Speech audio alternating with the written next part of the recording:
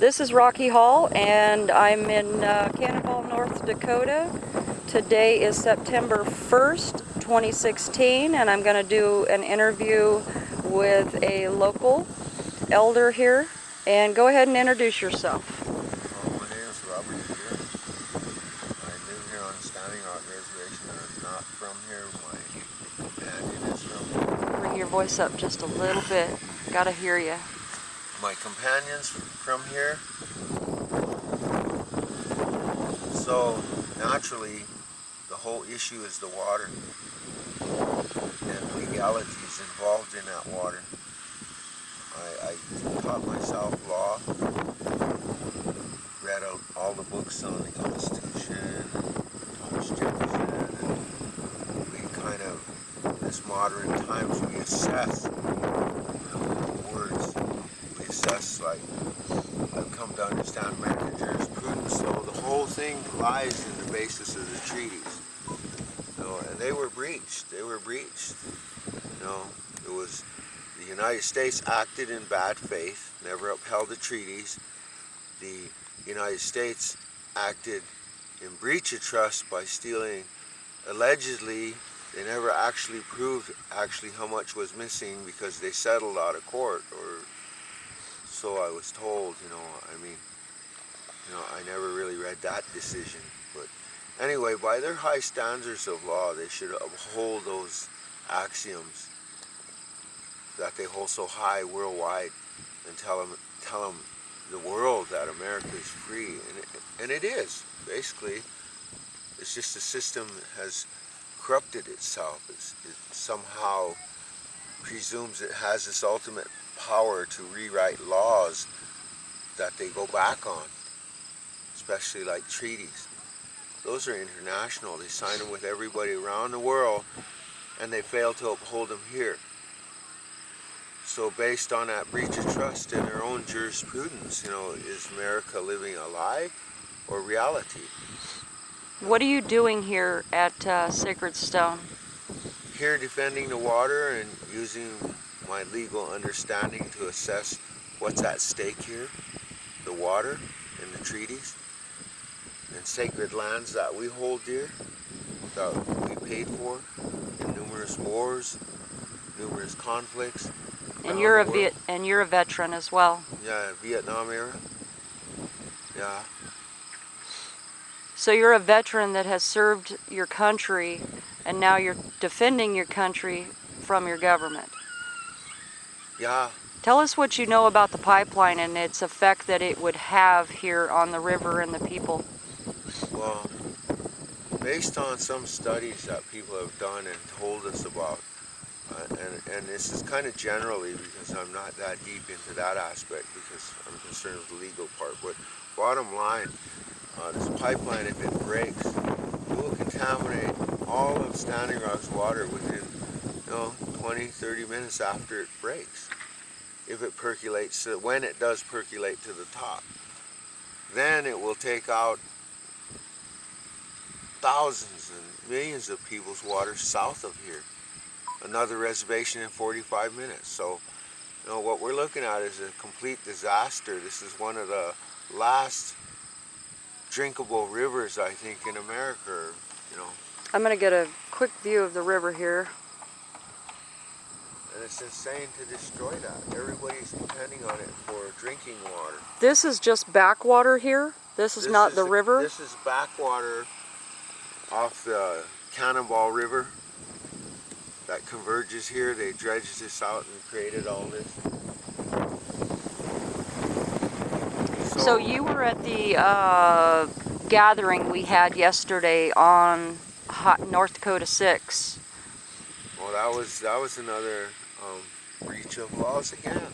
The United States, or rather the state of North Dakota, blocks off the highway so that the rest of the protesters couldn't get to the site, which clearly states to the world or the general public that state governments, law enforcement agencies, or the Guard can come in and just tell you you can't gather, which is a constitutional right. And I Yeah, also want to put in that they have Route 1806 going north blocked off. And then yesterday they had Route 6 blocked off in both directions, north and south. So truckers couldn't get through, people going to work couldn't get farmers, through, teachers. people could not get to work, they couldn't go through. I do not know when they lifted the blockade yesterday, but now they've blocked off 2 ways into Mandan, and I just wanted to throw that in there. I'm sorry. Go ahead. And that's actually the whole bottom line. You know, they're choosing to turn a blind eye to legalities in the interest of corporate money mongers who rape the earth and don't care about the consequences as long as they're making money. And that's a sad state of affairs for America from a native perspective, because this is our right by treaty. And to violate that right just speaks nothing of their law. It's hypocrisy to me. I don't think I got your name at the very beginning, if you want to tell us that. Robert Eder, originally from Fort Peck, but my companion is from here, Cannonball, so I've lived here 5 years. And I know the state of affairs here. This water is sacred to the people. This ground is holy and sacred to the people. Everyone knows it that lives here. Obviously, the rest of the world doesn't, though. And you've been at this camp since the very beginning, when there was only 20 people in camp. You were still off and on, here. about halfway through the summer, I came back. I first came and I set up a tent and I had to go handle some business. But I came back midsummer and have been here ever since. And yeah, it did get down to about 20 people, but you know, with prayers, faith that we have in God, however people want to call him, we call him Wakantanka. So based on that belief, you know, we know a lot of prayer. That's what we've done here. A lot of prayer. There's no violence here. There's no guns or weapons for a major native uprising in America. We're educated now. We understand the demographics of a modern society, and we just want our due too, because we paid for it in blood like every other American citizen. I mean, if they stole $900 billion from us, how much did they steal from the Americans? They should ask that question, you know? So thank you for your time, and thank you for hearing what we have to say, some of us. You know? I want the story of what's going on here. I want, and you know that all of this is going viral and it's going all over the world. Is there anything that you'd like to say to the world, people of the U.S., your family? You know, wars must stop. The relentless killing of human beings has to stop. If people really believe in their belief systems like we have chose to do, to call the world to listen to us through prayer. And I'm sure the rest of the world, nihilist, atheist, anarchist, whatever, agnostic, maybe it could learn a lesson from us. You know, we believe in what the Creator has given us, our Creator, and through prayer and the media, we've been able to let the whole world know that something wicked is going on here in America with our waterways.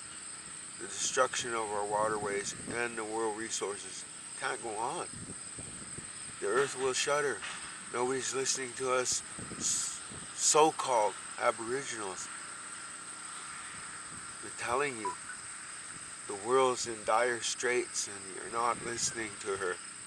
We call her Unchimaka, and the rivers are her life's blood that we depend on for life ourselves.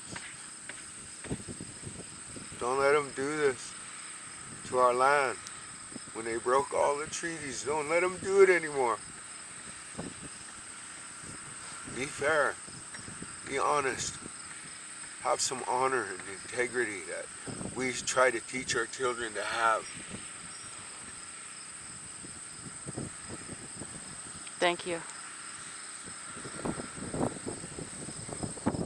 I want to thank you for your time, and I know that you're one of the first people that I met when I got here, and you've helped me out substantially and shown me around and been very kind, and I want to say thank you to that. And with that, this is Rocky from Cannonball, North Dakota, signing off.